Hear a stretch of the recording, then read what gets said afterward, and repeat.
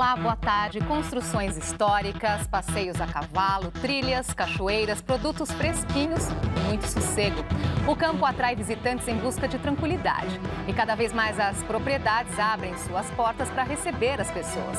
E agora uma nova lei regulamenta a atividade e reconhece o turismo rural como uma forma de aproveitamento econômico das fazendas. Nós vamos conhecer uma delas em Itambé, na zona da Mata Pernambucana. A reportagem é da TV Nova Nordeste.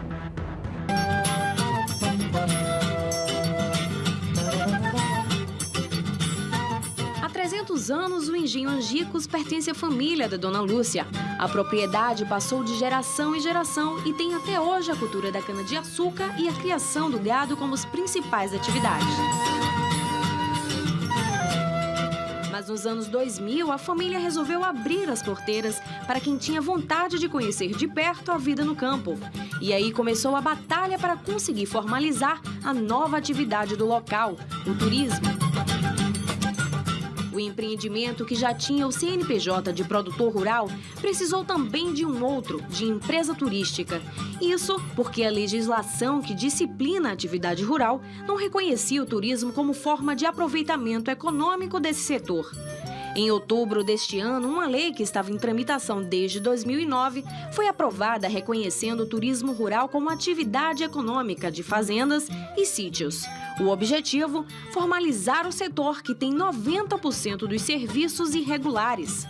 Para a Dona Lúcia, a nova lei tem muito a contribuir e também servirá de incentivo na ampliação desse tipo de turismo. Poucos equipamentos de turismo rural tinham CNPJ e agora a maioria, quer dizer, todos vão ter, né? Então tem a questão da nota, essa coisa toda que fica bem mais organizada para uma coisa mais profissional. A bela paisagem e a calmaria do local são ideais para quem procura descansar. Quem chega lá tem acesso ao dia a dia da fazenda, além de desfrutar do conforto que grandes hotéis proporcionam.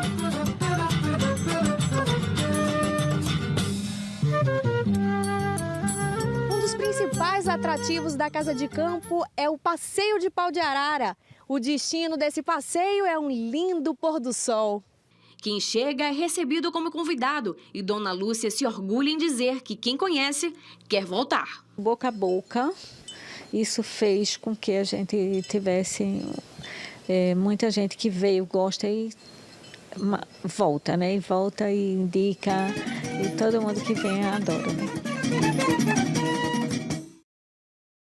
E para falar sobre o turismo rural, recebemos Herculano Passos, presidente da Frente Parlamentar Mista em Defesa do Turismo, e Andréia Roque, presidente do Instituto de Desenvolvimento do Turismo Rural. Participe da nossa conversa, mande suas perguntas e comentários pelo Facebook. Você também pode acompanhar o JC Debate ao vivo em nosso canal no YouTube, youtube.com.br/jornalismo TV Cultura. Boa tarde, obrigada pela presença. Antes de explicarmos, então, o que vem aí pela frente, né, as mudanças a partir da aprovação da lei, vamos explicar, então, o que se entende por turismo rural?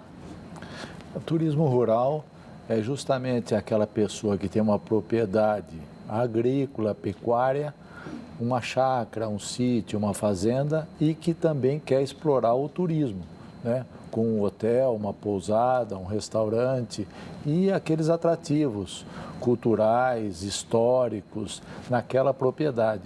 E cresceu muito no Brasil esse tipo de atividade e precisava de uma regulamentação. E foi aprovada uma lei com muito sacrifício, muitas dificuldades. Quanto tempo para a aprovação dessa lei? Desde 2009, 6 anos já em debate, discussões, e passou por todas as comissões, no Senado e na Câmara. Então, agora, no dia 27 de setembro, que é o Dia Internacional do Turismo, a Frente Parlamentar em Defesa do Turismo, que eu presido lá no Congresso Nacional, que ela é mista de deputados e senadores, junto com a Comissão de Turismo, nós conseguimos pautar alguns projetos e votar no mesmo dia, no dia 27 de setembro, que é o Dia Internacional do Turismo. E o turismo rural foi incluído nesta pauta e eu relatei lá no plenário este projeto e foi aprovado pela nossa felicidade com um veto de um artigo, mas já foi um grande avanço. E nós queremos agora, iria esta semana para a votação o veto, mas infelizmente houve problemas lá no Congresso e não foi para discussão e votação. Mas assim que o veto for para discussão, nós vamos defender o projeto na íntegra para ver se aprova completo. E André, o que esperar daqui para frente, então, né, com essa lei? Como que eram as dificuldades enfrentadas pelos proprietários de terra antes dessa lei? Como que eles se viravam? E muitos na informalidade, né? Bom, antes só deixa eu te falar que turismo rural, além de tudo isso, é um estado de espírito. É verdade, é um tempo passado, um tempo que ficou e a gente usa isso como nosso produto de origem.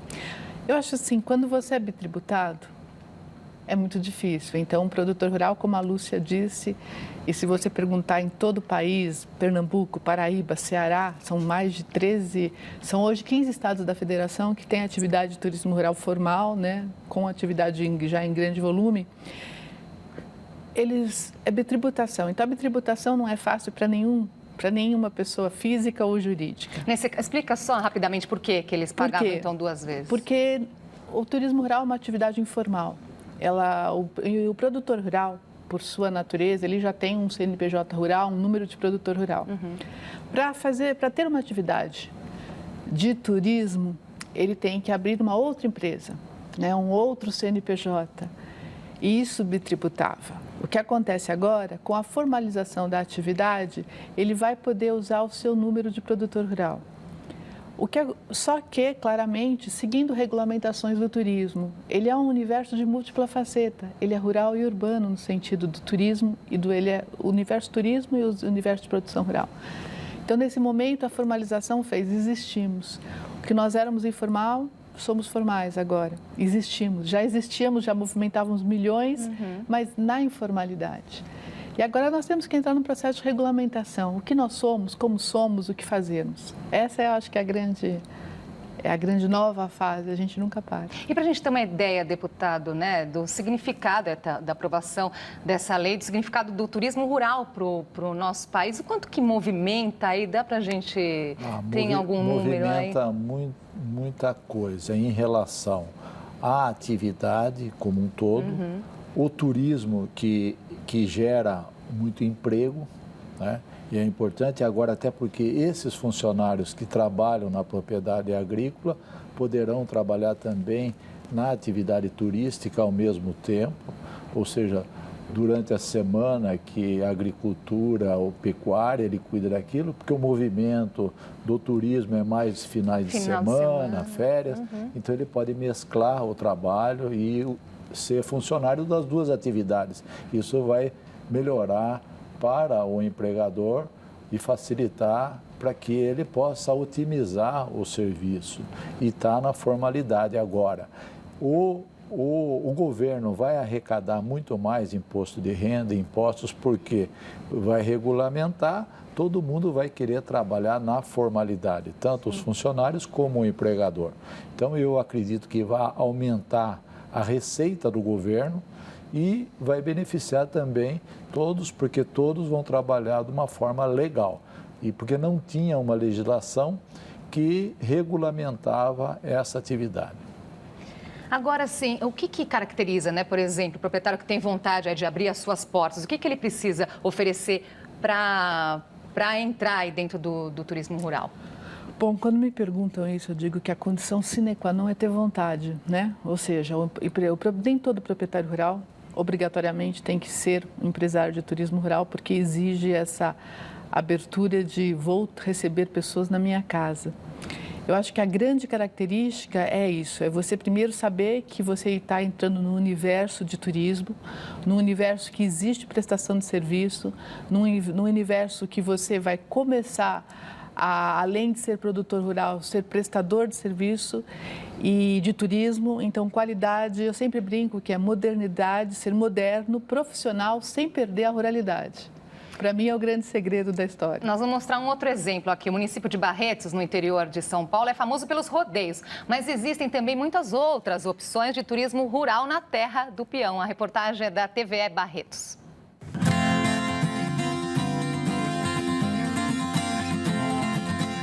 beleza natural, preservação da cultura sertaneja. Esses são alguns dos fatores que colaboram para o potencial do turismo rural em Barretos. Cidade localizada ao norte do estado de São Paulo, é o eixo de ligação entre estados importantes do país. Barretos se desenvolve também no turismo e ainda há muito mais a ser explorado. Com o intuito de colocar Barretos definitivamente na rota do turismo brasileiro, órgãos, instituições e comunidade se engajam neste objetivo. Como há o incentivo na cidade, mesmo antes da lei sancionada pela presidenta Dilma, estima-se pelo Sebrae que 30 empresários já atuam na formalidade e novos deverão agregar-se para a atividade. Ele passa a ter uma alternativa diferenciada de renda e muitas das vezes supera o tradicional. Dentre os atrativos turísticos rurais mais procurados pelos visitantes estão os pesqueiros, clube e ranchos, que buscam resgatar os valores do campo. É possível assistir o desenvolvimento do turismo em espaço rural neste orquidário, que também explorou o potencial gastronômico. E eu vejo Barretos como o centro das atenções, o centro do Brasil.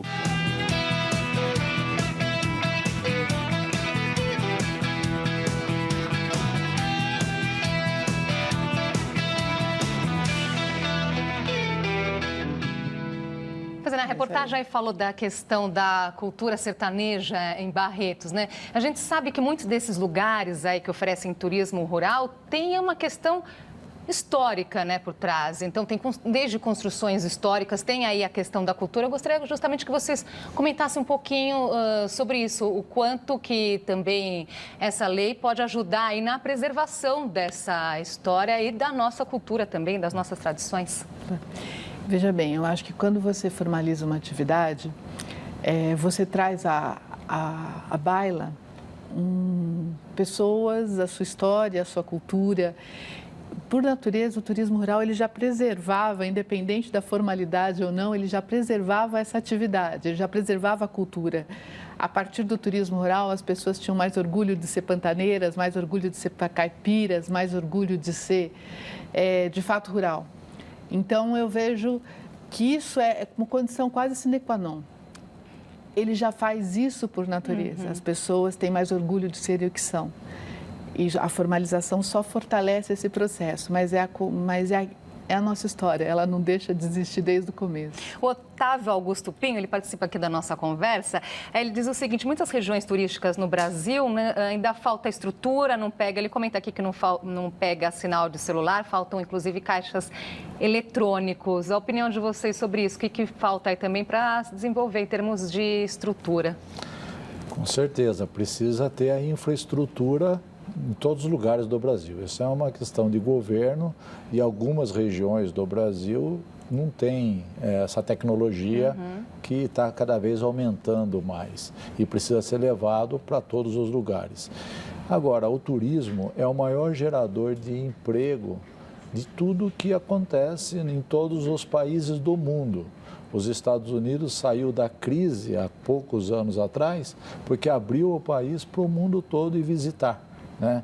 Os brasileiros foram muitos para a Flórida, gastaram no comércio, ocuparam os hotéis, frequentaram restaurantes, compraram imóveis, casas, apartamentos, e os Estados Unidos saiu da crise. O brasileiro ajudou, mas todo mundo foi para lá. E o que acontece, o que nós queremos fazer aqui no Brasil é justamente o contrário. Com dólar alto, montar uma atividade e fortalecer o turismo aqui para fazer o brasileiro conhecer o Brasil, visitando a zona rural, todas as atividades aqui no Brasil, todo o turismo interno no Brasil e atrair estrangeiros com dólar a R$4. O americano vai vir aqui e vai achar barato tudo e vai investir, vai trazer recursos e isso gera um emprego. O turismo é o que mais gera emprego em todas as atividades. A agricultura é tudo quase mecanizável. A indústria está toda robotizada e o turismo é que gera a empregabilidade, os serviços e isto que o Brasil precisa, numa época de crise, dar oportunidade para as pessoas ter o seu negócio, como o turismo rural, ter a criatividade e poder empregar pessoas e desenvolver a economia. Então, a gente entende que a forma de sair da crise é incentivar, motivar. E nós, como parlamentares, temos que ajudar na legislação, na regulamentação de todas as atividades turísticas, como nós estamos debatendo em audiências públicas vários temas. E o turismo rural foi muito debatido e foi, felizmente, aprovada essa lei e sancionada pela presidenta com um veto. Mas já foi um grande salto, uma grande conquista do turismo. Nós vamos fazer uma pausinha só, André, na volta. Você volta aí com o seu comentário. Até já.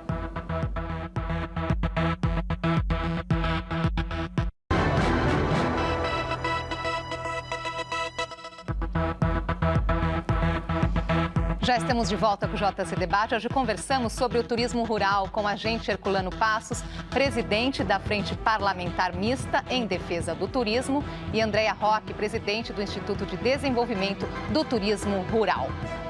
E nós vamos conhecer mais uma opção de turismo rural pelo Brasil. Dessa vez a dica vem de Mato Grosso do Sul e a reportagem é da TVE Pantanal. A paisagem inspiradora logo na entrada já revela muito do que a gente vai encontrar por aqui. O fogão a lenha, as redes pela varanda, queijo fresco e o cheirinho do mato. O que pra gente que mora na cidade representa tranquilidade e descanso, para a dona Margarete se tornou um negócio, o turismo rural. Fui para a faculdade de turismo, eu fiz a faculdade para entender como é que eu poderia embalar esse produto para poder oferecer para o turista. Nessa fazenda em Mato Grosso do Sul, o turista pode se sentir no mais puro ambiente do campo e descobrir os verdadeiros cheiros, sabores e experiências da vida na roça. É o fantasma ameaçando, são novos tempos sim. Esse é um dos momentos mais especiais do passeio. É aqui que a gente realmente encontra com a natureza, encontra com a paz, a tranquilidade, e a partir do barulhinho da água, tudo aquilo que a gente busca num passeio no campo. É chegar na cachoeira depois de um caminho com o calor que tem aqui em Campo Grande e chegar lá na trilha, na cachoeira e se refrescar em amigos foi a parte mais legal. Apesar de dar certo e atrair muita gente, o turismo rural não era uma atividade regulamentada no Brasil. E até então, Mato Grosso do Sul era o único estado onde existia uma lei específica para esse tipo de turismo. Por isso que nós estamos bastante à frente de muitos estados nesse sentido, né? Porque nós temos aqui uma possibilidade grande, até mesmo de união do ecoturismo com o rural. Agora é só curtir o Acuro, ouvir o canto dos passarinhos e acompanhar a vida simples e desacelerada do campo.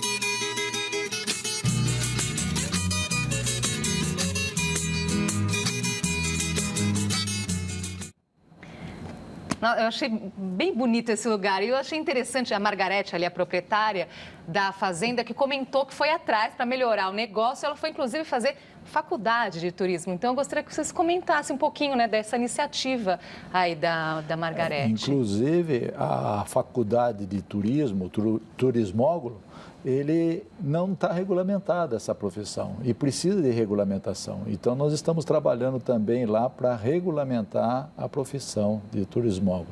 E dizer que é muito importante a gente aprender as coisas e saber como lidar com essa atividade profissionalmente através até de uma faculdade. Sim. Todo mundo aprende na teoria na faculdade e a prática no campo, né? Andréia. Primeiro, vou te contar que o turismo rural sempre foi uma questão de gênero. Há 30 anos atrás, há 20 anos atrás, éramos nós, as mulheres, que entramos nesse processo. E aí eu vi duas grandes amigas e queridas, Lúcia e Margarete, que são da velha guarda, como eu sou. Você está vendo as reportagens aí comentando, né? Conhece as grandes pessoas. Saudades, um grande beijo para todas. Eu acho assim, o turismo rural, ele exigiu um profissionalismo independente se nós éssemos formais ou não, porque o turismo exige profissionalismo. Ou nós somos bons, nós temos um cliente, nós temos clientes exigentes, como todos, assim, e isso indica que a profissionalização sempre foi uma procura. Margarete é um exemplo vivo, realmente, todos, assim, eu posso dizer que o Brasil inteiro, desde Roraima, que é o novo destino de turismo rural, e é obrigação, digamos, que é a obrigação do empresário, ter qualidade, ter prestação de serviço de ponta. Não é porque nós somos rurais que nós não somos bons profissionais de turismo. Então, eu posso ser simples, não é um problema. A simplicidade é totalmente... Aí me permita dizer que sem celular e sem caixa eletrônico, obviamente vou usar essa história... Claro que a infraestrutura, como disse o deputado, é infraestrutura básica, é necessário, mas nosso turismo às tem vezes condição. É uma delícia também usar essa desculpa, não é? O celular não pegava, né? Pegou, que pena. 4 dias sem ver, vamos fazer isso de diferencial. Mas isso não indica que nós não somos profissionais. O profissionalismo é uma exigência. E é assim, só vai ficar os bons, só vai ficar aquele que se profissionalizar. E profissional não é perder o teu espírito rural. Profissional é você ser bom no que você faz, respeitar o teu consumidor e continuar sendo o que você é. Eu acho esse o grande segredo, assim. A Eva Pimenta, deputada, ela pergunta se a lei também vale para os assentamentos da reforma agrária.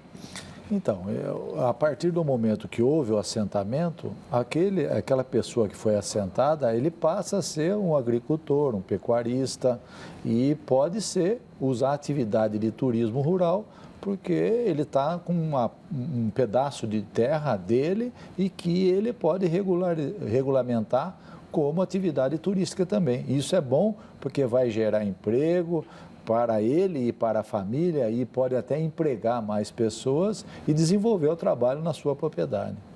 Agora, André, como ampliar, né, essa questão agora regulamentada também, ampliar essa questão do turismo rural, mas pensando na questão ambiental também, né, preservando o meio ambiente, é um outro desafio também, não? Eu acho que você tocou no próximo desafio. O turismo, eu diria que nós somos hoje parte do agronegócio, da agricultura familiar, aos grandes produtores, nós fazemos parte do negócio rural. Por que não sermos o lado do negócio rural preservacionista? Por que não sermos nós aqueles a fazer? Porque existe já tanto movimento de turismo verde, eu acho que o turismo rural está no momento certo de ser o lado bonito dessa história, com consciência, com preservação.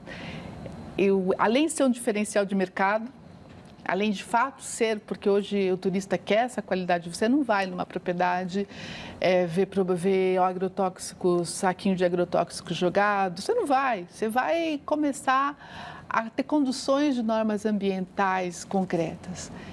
Bom, é isso, eu acho que você pegou o ponto, a próxima meta é um turismo rural verde, com preservação ambiental, isso como diferencial de mercado. E qual o papel do poder público para dar essa garantia também, deputado? O poder público é fazer a legislação para que seja cumprida para a preservação do meio ambiente. Mas eu entendo que a própria pessoa que tem atividade rural como um meio de sobrevivência, de atividade econômica, ele vai se preocupar muito com o meio ambiente. Nós estamos lá promovendo audiências públicas dos parques temáticos, os parques naturais, o turismo de aventura. Essa pessoa que frequenta o meio ambiente, que participa da atividade rural, ela preserva.